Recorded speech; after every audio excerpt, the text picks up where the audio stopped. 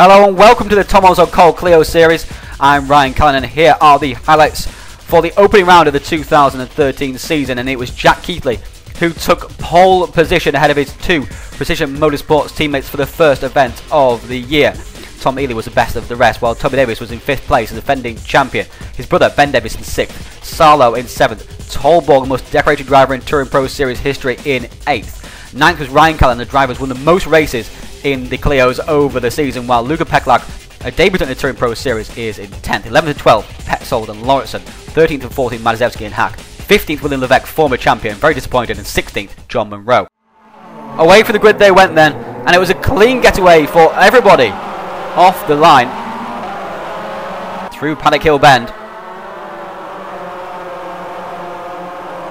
and through Druids also. All 30 cars managing to stay out of each other's way by and large.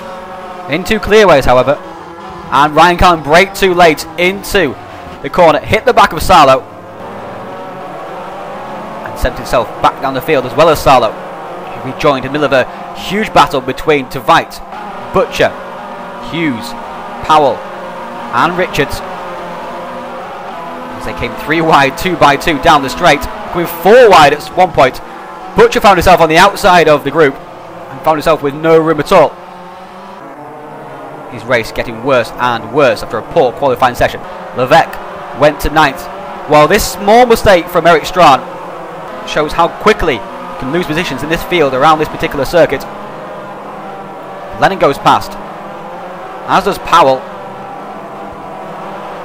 and then Callan also. And then as he went through Paddock Hill Bend and into Druids, Hughes would also go past the beleaguered Swede.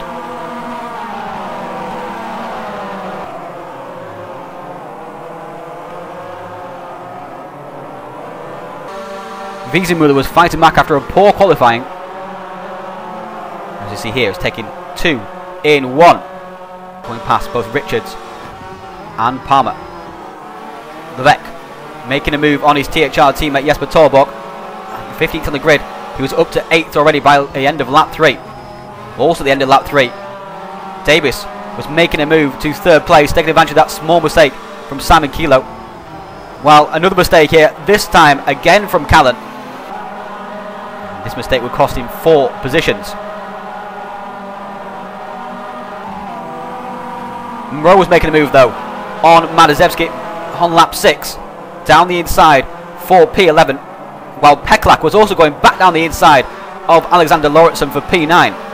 And this mistake from Madezewski saw him drop another position to Heinz Petzold, while Levesque had caught his THR teammate Ben Davis and went past his teammate, not without a bit of a battle though. Contact, of course, into Paddock Hill Bend, and Ben Davis fought back into Druids. However, Levesque was able to hold it around the outside. Lap 6, and Kilo was returning the compliment to Toby Davis. Well, also on lap 6, this mistake from Adam Vaughan will see him drop way back. The former champion having a difficult return to racing.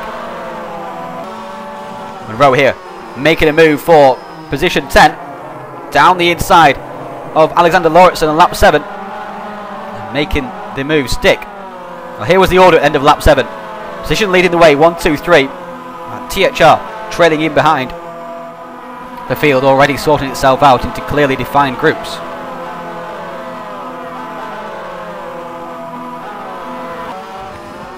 On lap 8, Munro was making a bid for 9th place, doing the classic cutback through Graham Hill Bend on Luca Peklak. Lauritsen tried to follow through as well, but Peklak held on. Well, next lap, lap 9, Kilo had caught Sorensen. Sorensen landing through for position 2. While back on board with Peklak, and he was fighting back once again. Here taking advantage of Munro, understeering wide at Druids. And it was at Druids where most of the action was taking place, as this shot from lap 10 clearly illustrates.